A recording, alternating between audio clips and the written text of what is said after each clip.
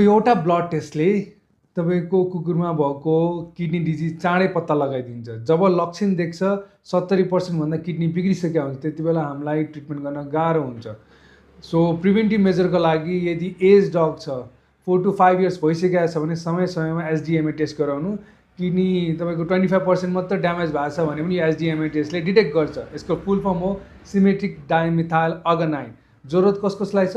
As डग अथवा 4 to 5 years माथि cross गरेको डग र मुख गनाइरहेछ, युरिमिक अर्डर भन्छ, एकदम नराम्रो गनाइरहेछ, दाँत फोहोर भइरहेछ अनि पानी धेरै खाइरहेछ, पिसाब धेरै फैरहेछ भने यो टेस्ट गराइहाल्नु।